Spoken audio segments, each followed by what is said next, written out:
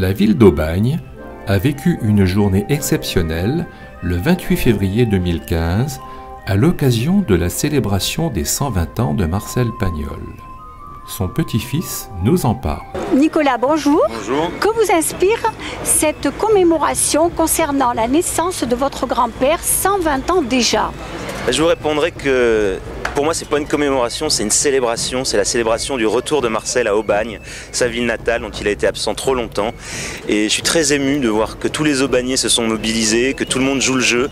Ça va être une très très belle journée et j'espère que c'est le point de départ d'une nouvelle grande histoire entre Marcel Pagnol et Aubagne. Pour vous, c'est une fierté? Oui, bien sûr, c'est une fierté. Qui ne serait pas fier de voir que tout un territoire célèbre son grand-père? C'est magnifique de sentir qu'on représente, que la famille en tout cas représente autant de choses pour les Aubagnais et au-delà peut-être aussi pour la Provence. J'en suis très fier, j'en suis heureux, mais c'est aussi une grande responsabilité pour moi que de ne pas décevoir toutes ces personnes et en mettant en avant justement l'œuvre de mon grand-père le mieux que je le peux. La maison natale de Marcel Pagnol est devenue aujourd'hui un musée au 16 cours Barthélemy. Elle fut reconstituée en 2003, telle qu'elle était à l'époque de sa jeunesse.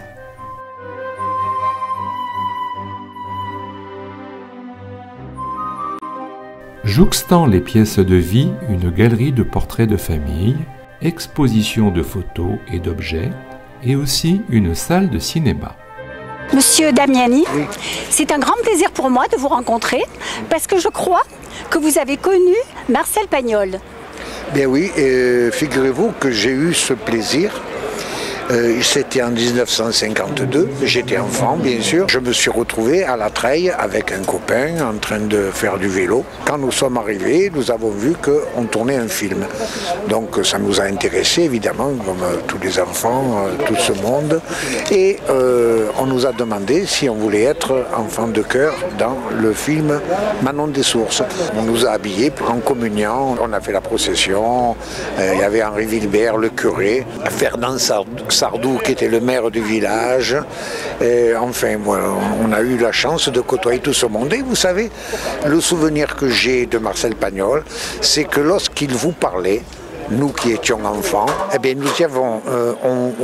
on avait l'impression d'être importants. Vous voyez, il nous donnait de l'importance. Ça, c'est super. Et de voir cet homme qui nous parlait si gentiment, en nous regardant bien, en nous envoyant pas promener. C'était un homme respectueux des jeunes. Voilà. Donc tout ça, on l'a très bien ressenti, on le ressentait très bien. Et continuer de le célébrer maintenant. Une foule importante est venue assister au discours qui rendait hommage à l'homme de talent et de génie qu'était Marcel Pagnol. Dans le monde entier, il y a des gens qui connaissent César, qui connaissent Maillefer, qui connaissent Honorine, qui connaissent le Papé, qui connaissent Hugolin. Vous vous rendez compte? 30 langues, y compris a priori en chinois et récemment en japonais et en bengali. Vous m'expliquerez quand même comment on traduit pique-bouffique en chinois. Mais bon. Mesdames et messieurs, cet enfant du pays que nous célébrons devant sa maison natale, cet enfant qui a grandi dans nos collines, aura réussi à faire grandir le théâtre, à faire grandir le cinéma, à faire grandir la littérature, à faire grandir la Provence, à faire grandir Aubagne.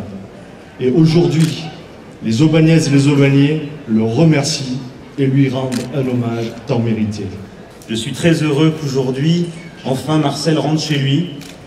Et je suis très ému de voir à quel point vous tous, monsieur le maire aussi, madame Sylvia Barthélemy, tous les partenaires du prix Pagnol et de ce grand événement que sera le 120e anniversaire de la naissance de Marcel, que nous soyons tous réunis ici avec, j'ai l'impression, beaucoup d'amour pour lui, pour son œuvre, pour ce territoire qu'il a su si bien chanter.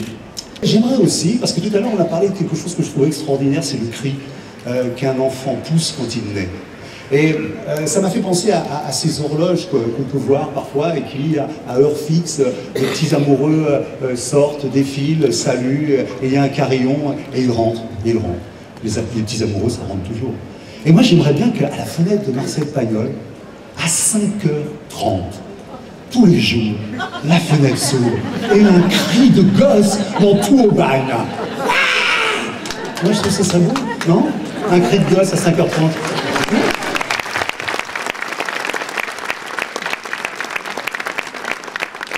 Le buste sculpté par Daniel Statero.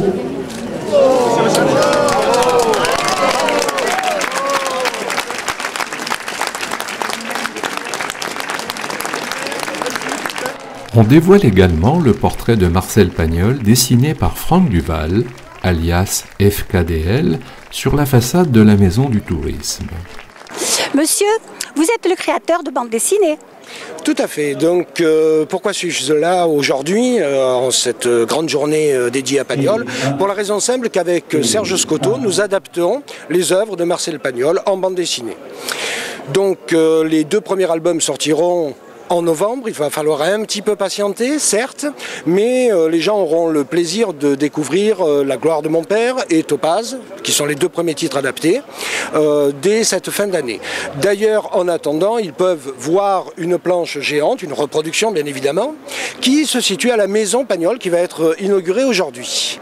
Serge, qui est là, on travaille ensemble, car il va le dire, on n'est pas assez de 2 pour ce travail-là. On n'est pas trop de 2 parce que c'est un travail au long cours. On va adapter toute l'œuvre de Pagnol. On est parti pour 15 ans, là, à raison de 2 ou 3 albums. Voilà, c'est un travail de recherche, de documentation et de réécriture, très très fidèle à ce qu'a écrit Pagnol. Au sens où ça devrait exister depuis longtemps, Marcel Pagnol en BD, ça manquait parce que le langage de la BD est très proche de celui du cinéma. Donc c'est logique aujourd'hui d'en arriver à la bande dessinée. Et vous, monsieur, c'est quoi votre rôle? Mon rôle, c'est d'abord, je suis aussi ami avec Serge Scotto, voilà, aussi surtout de Nicolas Pagnol. Écoutez, moi, je suis metteur en scène, je dirige une troupe qui s'appelle Les Carboni, et j'adapte des opérettes marseillaises. Je les adapte dans quelque chose d'un peu contemporain. Mais il faut savoir que les opérettes marseillaises découlent complètement de Pagnol. C'est-à-dire que s'il n'y avait pas eu Pagnol, il n'y aurait pas d'opérette marseillaise aujourd'hui. Hein, Sarville, René Sarville et Vincent Scotto, le grand compositeur de musique, ils ont écrit tous les 2 7 opérettes. Et il y a une vraie filiation entre les 2. Il faut savoir que après les années 30, il y a une grosse diaspora dans le spectacle à Paris grâce à Marcel Pagnol. Et c'est grâce à ça que Scotto et Sarville et Alibert ont pu faire ces opérettes. Voilà. Sur l'esplanade de Gaulle, le petit monde de Pagnol a été réaménagé. Il fut inauguré à l'occasion de la fête. La municipalité a réhabilité extérieurement le bâtiment en installant 7 grandes bâches illustrées. Elles seront présentes tout le long de l'année Marcel Pagnol. À l'intérieur, une immense scène représentant toutes les œuvres de Marcel Pagnol avec 200 figurines en pièces uniques, réalisées par les centeniers et créchistes aubagnais. Le château de la Busine, évoqué dans le château de ma mère, le village d'Aubignane, au sommet des bars du Saint-Esprit, la fameuse partie de cartes avec Rému, Tu me fends le cœur. Le bar de la Marine, où se sont déroulées la plupart des scènes de la trilogie. Orane de Mazis, Fanny, et Pierre Freinet, Marius, Marcel Pagnol, en compagnie de Pierre Tchernia. Avec le béret, Fernand Sardou, au milieu des joueurs de boules. Fernandel, dans Angèle, interprétant le rôle de Saturnin. Bon, alors moi je vais à la ville couper un peu des sarments. Adieu demoiselle, à ce soir. Hein. Fernandel et Rému, dans La fille du puisatier. Manon des Sources, tournée par Pagnol en 1952, et la reprise par Claude Berry en 1986. La visite des lieux est complétée par une exposition de photos de films, de lettres. Et on y voit la présentation des divers ouvrages de l'écrivain. Au centre-ville, on retrouvait une ambiance d'époque avec jeux d'antan et animation pédagogique.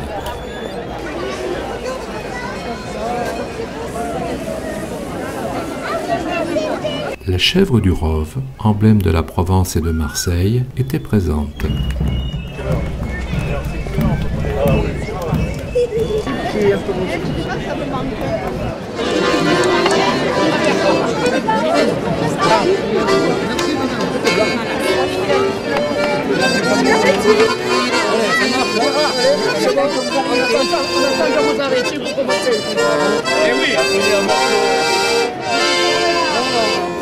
parti!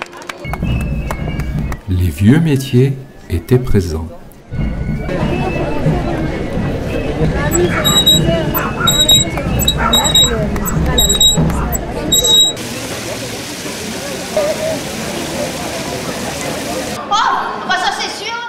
Devant la maison natale, ce fut une troupe de comédiens qui interprétaient quelques scénettes sur le thème de la naissance du petit Marcel.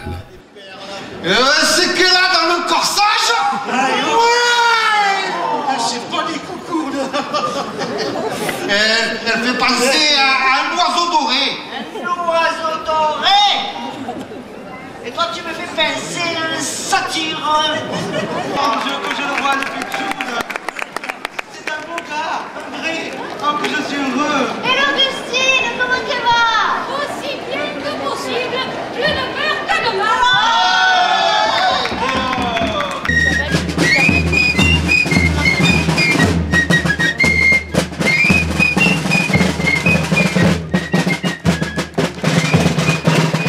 Il y avait l'Espassadao, la grande promenade, qui prenait le départ près de la maison natale avec les concitoyens costumés, les harmonies provençales, les chorales, les enfants en tenue d'écolier, des charrettes et des calèches.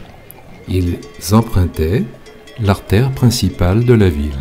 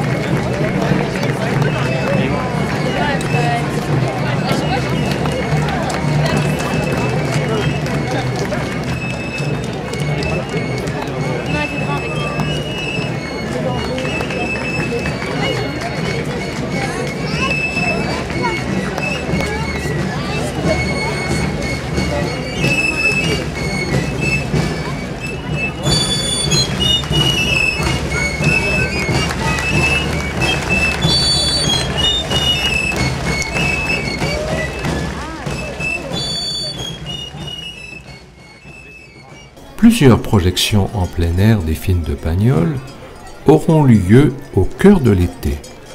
Plusieurs d'entre eux seront également proposés sous forme d'adaptation pour la scène.